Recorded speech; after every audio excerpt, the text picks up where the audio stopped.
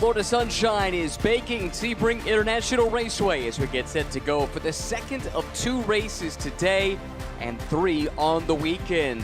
Here for TC America, powered by Skip Barber. Welcome to Sebring, where you always must respect the bumps. Calvin Fish is alongside. I'm Ryan Marine. We're getting ready to go here already. Had a little appetizer to get the race weekend started with the first of 3 25-minute races, Calvin. Ready to go again later in the same day. It's very strange. Haven't done that much in my recollection, certainly, but that is the way of things here for this weekend. And adding to the challenge are these conditions. Temperatures up over 90 degrees Fahrenheit, and with the humidity in the air, it is baking before you even climb aboard one of these race cars. Yeah, I think we go from respect the bumps to respect the heat, because it's really toasty out there. In fact, I think it's burnt toast right now, but we certainly had a fun one here earlier this afternoon. Indeed, race number 1 started under the sunshine, as you would expect here in Florida, and it was Jeff Rica from the pole position that led the field to the green, and he took that green and sprinted away to a big lead. Behind him, though, some of the cars that he owns and helps to run had some good battles going on. Also saw some good battles out of the Toyota camp, with the likes of Jonathan Neudorf fighting with James Klimas. Ultimately, Neudorf took that position away just past the halfway mark. Rica, though, was out in front in firm control of race number 1. PJ Gronke, a champion a year ago, fighting for all he was worth to try and hang on to a podium spot. And also, we saw a good fight for 4th and 5th, all out of that Gin Racer Rica Autosport camp. This was Gronke coming under attack, ultimately had to go deep into his bag of tricks to keep Connor Attrell behind him. CJ Sepulveda covering off an inside move right there from Eric Coons, and able to hang on in that fight for 5th and 6th. But at the very front, it was Jeff Rica leading home, debuting Mike Ogren to take the win, his 3rd of the season. And that's how it looked in the first race of the weekend. About to do it all over again and take us through the mentality, Cal, of these drivers, having already gone through one of these 25-minute races today. In some cases, had a chance to celebrate on the podium, but not much time to relish in the achievement. No, I think it's an opportunity. I mean, the conditions are slightly warmer than we experienced earlier this afternoon, but it's also 90 degrees plus for that one. So some tweaks on the race cars, I think, for the drivers, essentially just try and find some cool air, find some AC, and just get your body cooled down to get ready for this race. It's only 25 minutes long, so everyone in this field certainly would have been prepping, coming to the heart of Florida here in the middle of May, so you expect it to be warm. This is probably even above our expectations coming into the weekend. It is very steamy indeed, but yeah, chance to tweak on the race cars in what were true race conditions versus qualifying this morning that was run in much cooler conditions. Teams will have made some adjustments, and perhaps to their benefit, the fact that conditions basically unchanged from race number 1, so they can take some lessons learned in that first race and apply them immediately, and expect some of the variables that you typically see going from race 1 to race 2, with them generally being on different days, to be out the window. That should help the teams hone in a little bit on those setups. Here's the starting grid for race number 2. It is Jeff Rica on the row of pole position with Mike Ogren alongside. Then PJ Gronke and Eric Coons lining up in row number 2. Back to the 3rd row, CJ Sepulveda, so impressive at Sonoma earlier this season. He'll start 5th alongside the Canadian Connor Attrell. Then in row number 4, it's Jonathan Neudorf and James Klimas. Klimas was very much in the fight here today in race number 1, and Antonio Costantino starting out back as the Toyotas continue to look for pace in this development season for that car. All of these cars, of course, very close to their road-going counterparts. No series in the SRO America paddock shares more components with the road car than what you see here in TC America. And all things considered, actually, they handled these really hot conditions extremely well. They really did. We certainly noticed during the race as it wore on, a lot of the drivers were electing not to try and tow the car in front of them and stay out of the draft to try and get some clean air to the front grills and the cooling systems, of course. So they'll probably be more into that this late in the day, where it's certainly about 5 to 10 degrees warmer than we experienced earlier today. So for Jeff Rica, you know, he's got one thought on his mind, is to get out front and get that clean air immediately on the front end of the number 78 Hyundai.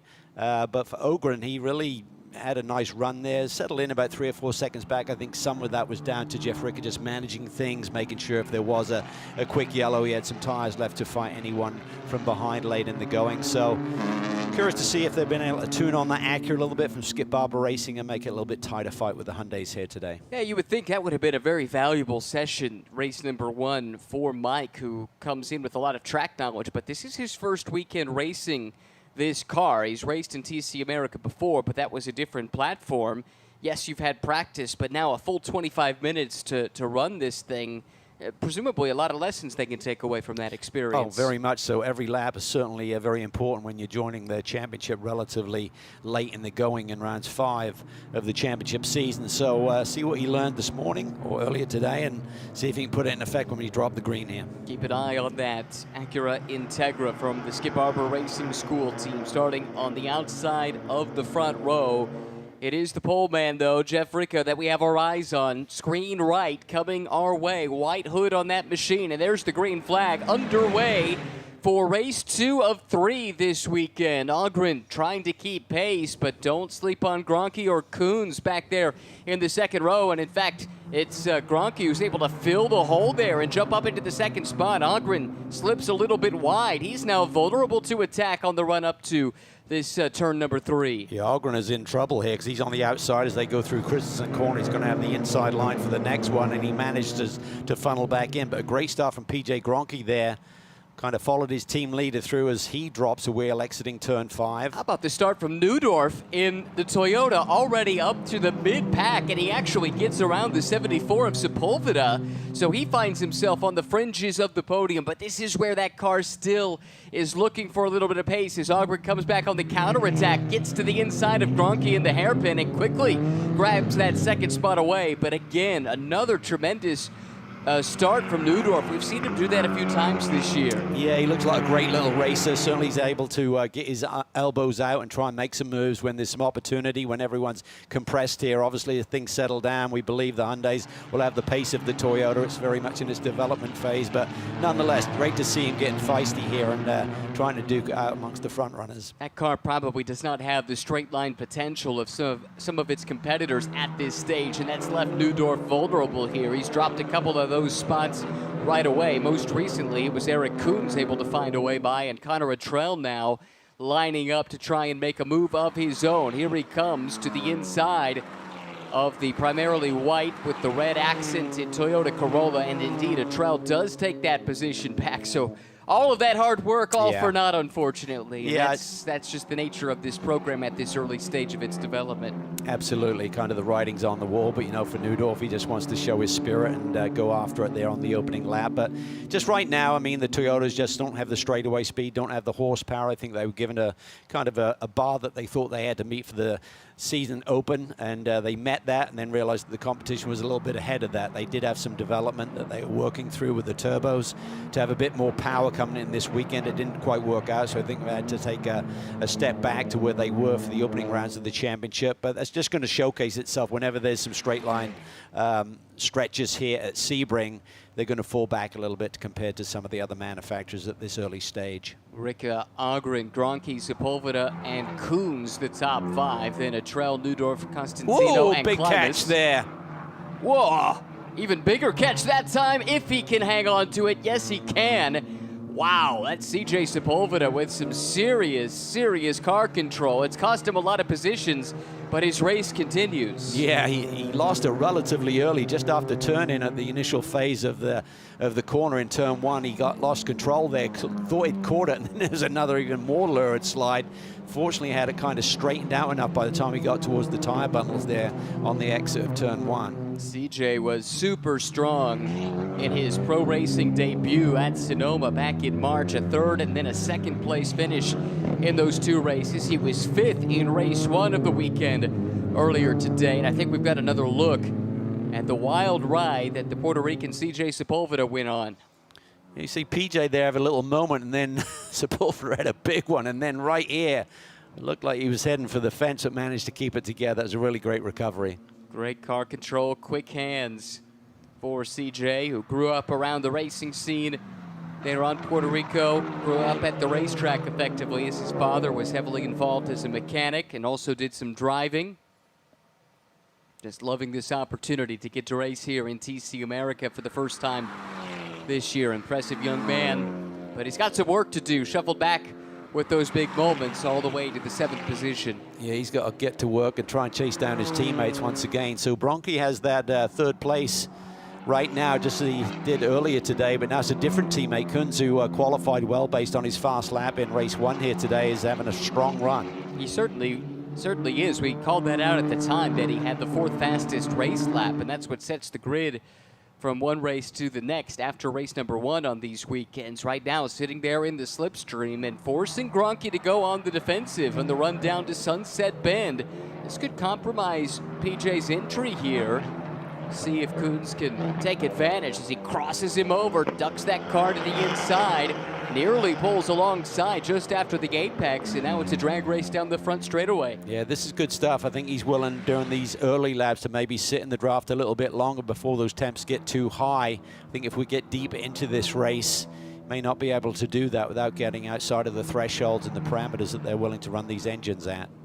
Championship leader Jeff Ricca already a 2.1 second lead over Mike Ogren, who himself has scooted away from this trio, about a 4-second advantage from Ogren back to Gronchi. Then Kunz and Atrell starting to reel in these two as they squabble over the 3rd and 4th positions. Yeah, right now Ricca's laid down a very fast lap of the day, a 2:22 flat. So right now he would have pole for round 3 here tomorrow. So that's always in his head in terms of, okay, I need to manage this race, but I need to make sure that when the tires are strong and not overheated in these conditions we're dealing with here today, that he gets a good fast lap underneath his belt. Nearly identical to his fast lap in race 1. We're talking just a few hundredths of a second off, and the temperature has come up since that race. So impressive, and a lap that you would think could be strong enough. Here comes the fight for 3rd and 4th. Big move here from Kunz, who gets to the inside of his countryman and demotes PJ Gronchi down a spot. He does, and the Atrell's right there as well. So kind of a cut and paste of this morning's battle. This time it's for 4th and 5th versus 3rd and 4th, the positions they ran in earlier today. Kunz is the reigning Sports Car Club of Canada TCA class national champion. Fantastic season a year ago, 7 wins, 9 podiums, 4 pole positions. Coming to TC America for the first time this year. PJ's got some work to do here. He's got some really fast young teammates who are going to give him a hard time here picking up the pieces. Jeff Ricca just seems to have the advantage right now within that camp with the experience and certainly his driving skills as well to establish the gap, but all of the teammates are very, very close, it seems. Now Atrell looking to go on the attack. 4th and 5th. Sepulveda has gotten back around Neudorf. He isn't too far behind these two. In fact, there he is. He's arrived on the scene once again. Oh, I take that back. He's a little bit further. Yeah, I think he might have a problem looking at his fast lap. He's about 5 seconds off the pace. So, oh, now it's actually changed. I think we had an issue there with timing and scoring momentarily. So, yeah, but he's even with the renewed timing and scoring, he's about a second off the pace of the teammates that he's chasing right now. So, not sure if there's something to drift with the car. He had that massive moment, and maybe he's fighting the race car in general throughout the whole racetrack here today. He was in some traffic as well, fighting with Neudorf there, trying to get back up to 6th, which he managed to do on this lap. So we'll check the time the next time by for CJ Sepulveda, who's currently down in the 6th spot, about 4 seconds or so behind this trio. Kunz holds down 3rd. This would be a career best result if he were able to manage it. Right now, his 2 best finishes, 6th and 6th in race 2 at Coda, race 1 earlier today here at Sebring. Yeah, it seemed earlier today that he had the pace to maybe have a stronger finishing position, just didn't have the track position. Now he's got it with that good qualifying run. That set the table for this. And he's made that nice move on PJ, and he looks comfortable sitting there in P3. Running a partial season as far as the full-on TC America Championship is concerned, but Eric is contesting all of the Hyundai In Trophy Cup rounds, which is an initiative rolled out by Hyundai at selected races here in 2025. Little championship within a championship, and it's part of Hyundai's global initiative to identify and promote talent throughout its various pipelines, whether that's racing in South Korea or here in the States. They've got programs at the Nürburgring, of course, as well. Really cool to see Hyundai putting so much effort behind their motorsport programs, which just continue to grow globally. Yeah, it's some really nice incentives with that Hyundai Cup that, you know, some drivers can get some opportunity to compete at big events that they may not have the opportunity before, and also some nice prize money as well, and that goes a long way at this level of competition. Gronke immediately pulls to the inside. Not sure how much that was about playing defense and how much of that was about the cooling. In any event, we saw this leave him vulnerable through here a couple of laps ago in his fight with Koons. This time, doesn't look like Trell's close enough to mount a significant challenge, at least down to 15 minutes and change to go already. The first 10 minutes have flown by.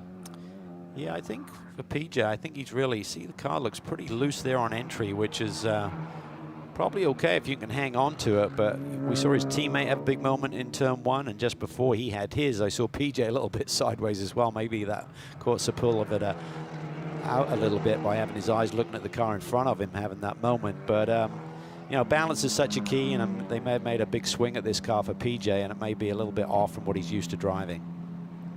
It certainly has been an adjustment for him. He comes, of course, as a TCA class champion, but that was in the Mini. This is his first year in the Hyundai. Trell looking, but not close enough to take a real lunge up the inside that time into turn 7. I think it's always an interesting dynamic when you're battling it out with teammates. Would a Trell be a bit more forceful if it was a different team or a different manufacturer? In that very snapshot of the race just there into the brake zone for turn 7, you're going to treat your teammate with a little bit more respect. If it's, you know, marginal, you're probably going to be a bit more conservative with that call and back out of it versus forcing the issue. Trell will want to get this move made before too much longer, though, because Sepulveda, whatever his issues may have been early on, just did his best lap of the race at a 2:23.6, which is roughly half a second faster than these two are going, fighting with one another. Again, Gronke forced to play defense here. Trell gets a great run and pulls up alongside. He'll have the inside line if he can stay there. But PJ Gronke late on the brakes, able to hang on to that position. Yeah, it's a weird run up to that corner. The further and deeper you got into, the worse the situation was getting for a Trell, and he wisely gave it up, just tucked back in. So really nice racecraft there. He was going for it, thought he had a momentum and maybe could get alongside PJ, but it didn't quite work out. So smart driving right there. All of this has allowed Koons to pull a bit of a gap over these two since making the pass on Gronke. His lead continues to grow. Eric, great story. Went from arrive and drive karting to Canadian touring car champion in just 5 years. Well, karts is such a great learning tool to learn the ropes of racing. And it's so competitive. You're always going to fight for every position in the lower ranks of karting, and that just sets you up nicely for when you make that transition. You're a good racer. You know how to race. You just got to develop your skills aboard a car with suspension. A look as slow motion as only slow motion can do at just how bumpy turn 17 is. You can see there a Trell with that tighter line hits a much bigger bump there, and it really rocks the car around on its platform. PJ seems to really charge through the entry at turn 17. He's like really asking the front end to carve the corner a lot more than I think it wants to give him. I think if he can just be a little bit more disciplined on his entry, that may pay some dividends through the exit of the corner. Halfway through race 2. Rick up by 3.1 seconds over Angren, and it's Koons and Gronke who we watch here. A Trell and Sepulveda not too far behind and starting to close in. Here comes Koons through the foreground. Now it is Gronke and Trell. Their duel continues. PJ Gronke, I'm not sure if the crew are giving him this information, but he does not have a very fast lap right now. So if he's got any energy left in those tires to use, he needs to try and hit his marks. I know he's in a battle there, and he's trying to be defensive with a Trell and keep that track position, which is P4 right now, but he's got to think about tomorrow's race as well, and he'd be mired in the pack. Yeah, good point. With fast late race lap here in race 2, setting the grid for race 3, which comes your way tomorrow.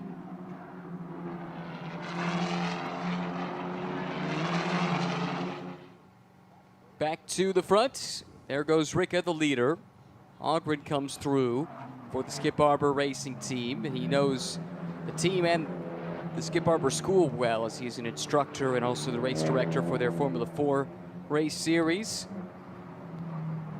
Coons solidly third. Yeah, watch this through 17. PJ really takes a lot of speed in. Is a little bit wider there underneath the bridge. Actually looked pretty good there. I think he actually may have gapped a trail a little bit. That was a nice corner for PJ. Looked solid. Gives him some much-needed breathing room down the pit straight. I think you can tell how he feels he's done in that corner by his positioning in the car on the front straightaway. When he's coming down in the middle of the road, I think he's almost given a message back to the driver behind him. I did not execute turn 17 very well, and I'm feeling vulnerable, so I'm going to be proactive with the positioning of my race car. This section in race 1, it seemed like got through this sequence of corners nicely and was never overly vulnerable down into turn 7, which is probably the best passing zone here at Sebring. Trell, though, keeping him honest. Again, pokes his nose out of line, whether that's about filling the mirrors of Gronky or about keeping his Hyundai cool. Maybe a little bit of both in play on this hot day. I think so. It is a little bit of both. Gronky just laid down his personal best first sector with that nice clean run through there. So that was good. See if he can maybe finish off the lap. Got his teammate, though, probing. That's going to compromise everything you do on the entry of these corners. Just worrying about being passed, of course, versus that fast lap. And meanwhile, Sepulveda is catching these two, it seems. Comes a Trell swinging wide, which gives him a look to the inside, but you have to be pretty bold to throw it up the inside there. Well, the car's leaning all the way. Now he gets a big run off a tower corner there, and he may have got alongside PJ a little bit further than he was on that previous run. Yeah, they've been close here before, but this time Trell is there. He'll have the inside line now for the right-hander, and PJ Gronky has to relinquish that spot. Watch Sepulveda. He's going to try and take advantage of this little scrap in front of him, see if he can get underneath there and get a good run through 16. Got a nice wide turn in there. Tries to get back to power early through Le Mans and onto the Ullman Straight. Gronky qualified third. He slipped back to 5th, and it's not a sure thing that he'll be able to hang on to it. Here comes Sepulveda. What a recovery after that big off-track moment early in the race. Yeah, I think he certainly got his confidence back. He's worked hard to erase that gap that his teammates had on him, and he's certainly got enough time on the board to maybe make a move on his teammates immediately in front. I think Coons may be too far down the road at this stage. He's gapped this pack by about 4 seconds right now. Meanwhile, Ogren's actually closed the gap on Ricka. He was substantially quicker on that last lap. Has it down to 2.5 seconds now at the front of the field. Yeah, he was 0.6 quicker than our leader on that last pass through. Trell now up to 4th. Gronky having to play more defense here than I'm sure he would like. This time it's his young teammate CJ Sepulveda breathing down his neck, but Gronky got a decent run here. Might be on the counterattack, Cal. Yeah, I think when PJ nails his lap, he's got pace here. It's just piecing it all together, and it's not easy when you're in a bit of a hornet's nest with your teammates all the way around you in terms of staying focused, hitting your marks, executing the perfect line, and getting good exit speed. Tough place to do it too. One of the longest laps of any track we'll go to this year. And although it is flat, normally you think about a lot of technicality on tracks with elevation change. Not much elevation change to speak of here, but there is so much nuance to this track because of this track surface. It really is. It's really tricky. About just under 3 miles of the 3 3/4 mile layout is still concrete. You got just under a mile of blacktop asphalt as well to work with, and all of the bumps as you come off here. How much of the curb do you use? See a little bit of concrete that's been laid at the very end of that curbing there on the exit tower, which makes it a little bit of a smoother exit and transition through that very tricky corner. Sepulveda there, a little bit wide, a little bit loose there, trying to get it back under control through the sequence of corners. Beautiful rhythm here.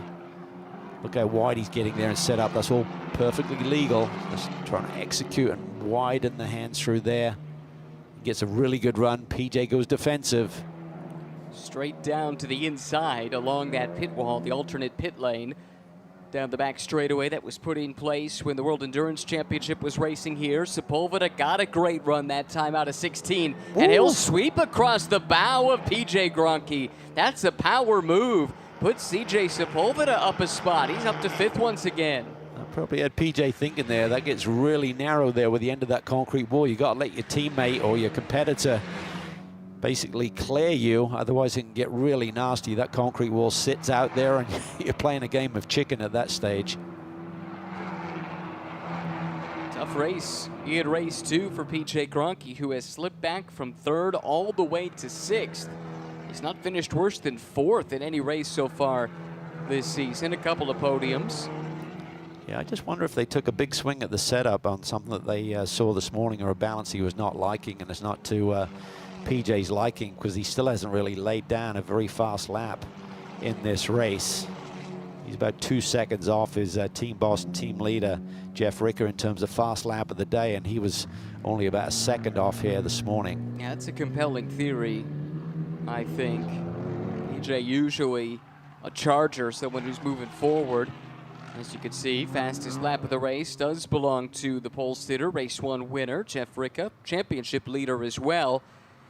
Had that gap cut to about 2.5 seconds, but he's responded. It's back up over 3 seconds now, but it's not a done deal. And he really charged through Tower Corner there. You could hear the tires screaming for a little bit of mercy. So, yeah, I think he has managed this race very well. Got the jump at the start. Laid down the fastest lap of the race on the 2nd lap, the 2nd tour here today, and has then just sort of managed this gap to the Acura. And I wonder if he just feels like, okay, I don't want to let him get too close. But he certainly, Ricker seemed like he overcharged 13 there a little bit. Even still, basically matching sector time to the millisecond with 2nd place Mike Ogren.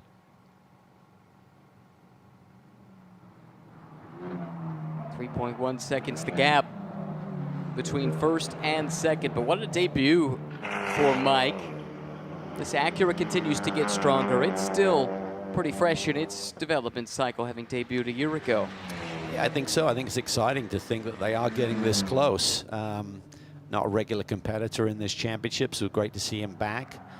And he's put on a really good performance here in the 2 races so far this weekend.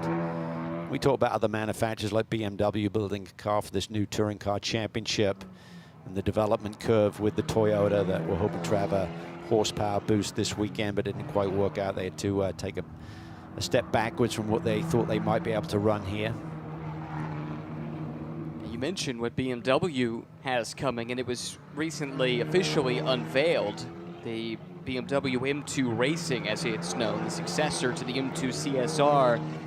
That debuted about 5 years ago now. They're planning on a 2026 debut for the new M2, 2-liter inline 4 power plant there.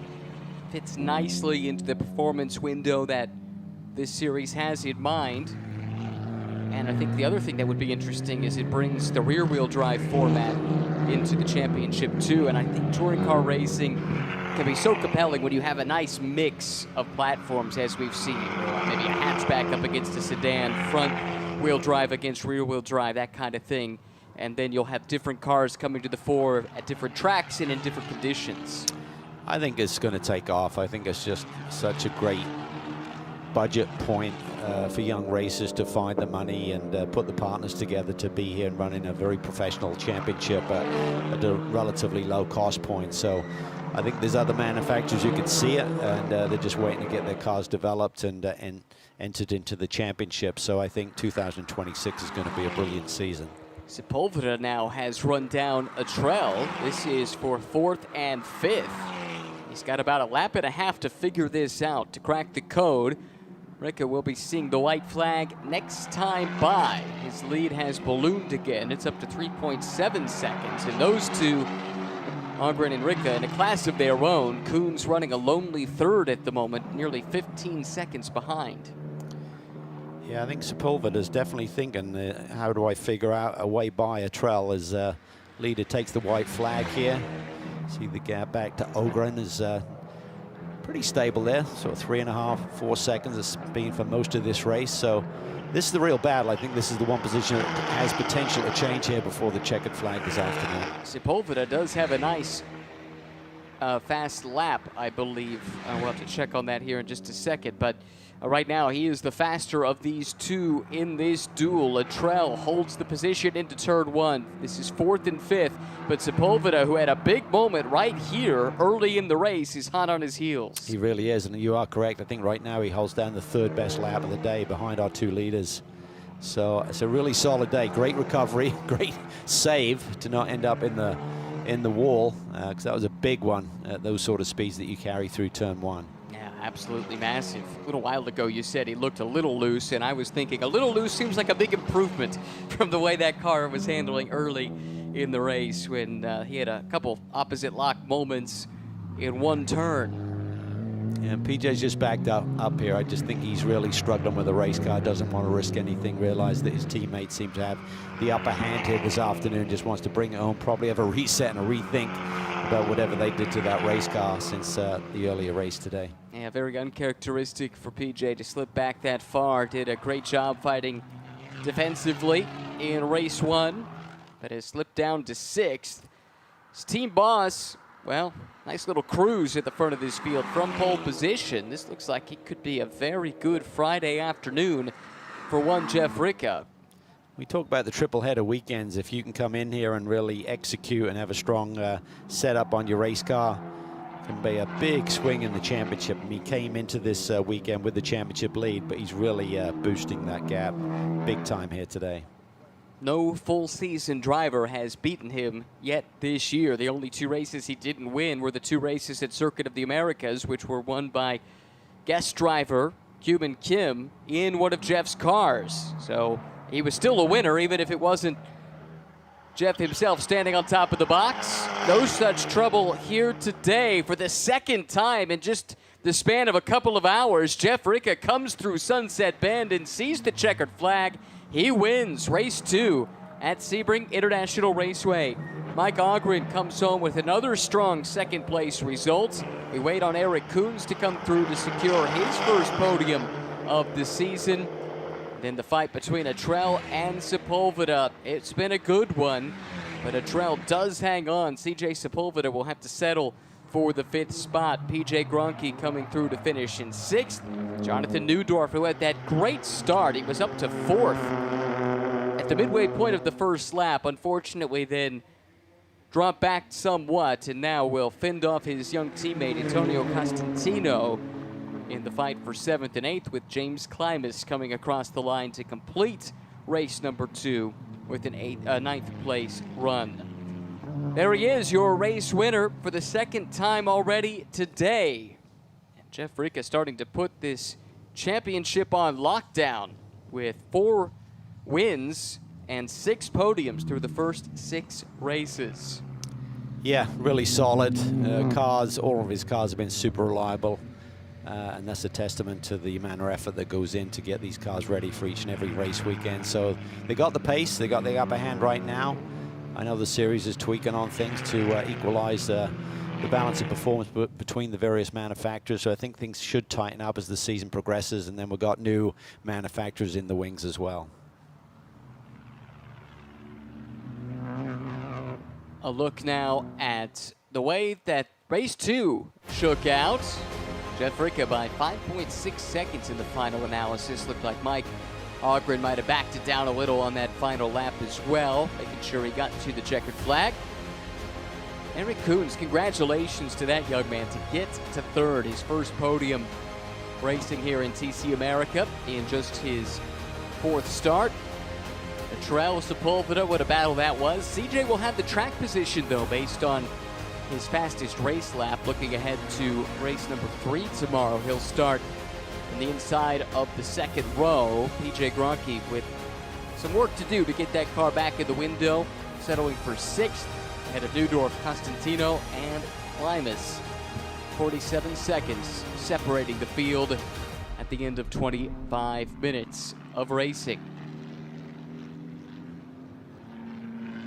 Good stuff all around, and now time to at least get some rest. Unlike after this break between race 1 and race number 2 today. And for us, a chance to look back at the way race 2 played out. Jeff Rica from pole was able to hang on to that top spot. Neudorf was the big mover early on, was able to get his JMF Motorsports Corolla up to 4th, but slipped back by the end of lap number 1. This was a huge moment, several moments really packed into a small space of time. CJ Sepulveda tumbled down to 8th in the running order after that big moment, but was able to continue on. Jeff Rica built a solid lead in the early stages and was able to solidified that lead and just nursed it the rest of the way. Good battles, though, further back in the pack. That was PJ Gronke losing a spot there to Eric Coons, and then this move as Atrell and Sepulveda also tracked down PJ Gronke. At the front of the field, though, Jeff Rica takes his 2nd win of the day with victory in race 2. Exciting stuff for the 2nd time today. I think everyone probably happy to hop out of these race cars and get a little air conditioning, a little bit of rest ahead of race number 3 tomorrow, which figures to be just as hot, unfortunately, with the forecast looking like it's going to be a toasty one all weekend long. But Jeff Rica smiling nevertheless. Great job, not just for the driver, but for the team boss. You look at the results up and down this running order, and they are peppered with Gin Racer Hyundais. So Jeff Rica standing by now with our Amanda. Hey guys, yeah, it is so hot down here. Jeff Rica just raced with a Ziploc full of ice cubes inside of his race suit, and what a sweep for you here today, Jeff. One more race to go. I talked to you after race 1. Let those guys know some secrets of how we can top you tomorrow.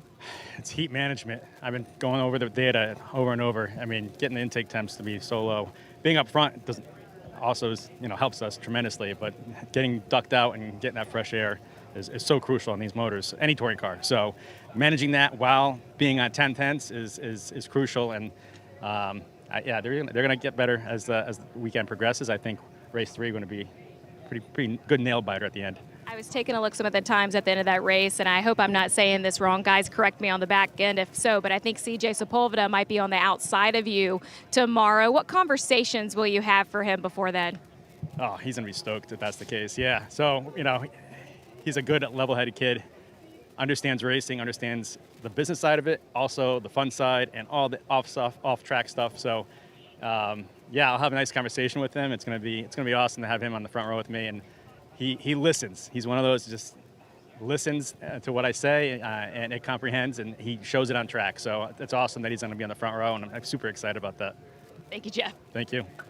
He came close, not quite. Mike Ogren was able to hang on with the 2nd fastest time of the race, but still, great place to start. As we saw, if you can start in that inside of the 2nd row position, Gronke actually was up to 2nd briefly at the start of race number 2 earlier today, and CJ will try and follow that through, I'm sure, in race 3 tomorrow. Great start to the race weekend. Plenty of racing still to come here from Sebring International Raceway. For Amanda and Cal, I'm Ryan. So long. We'll see you tomorrow for race 3 of TC America.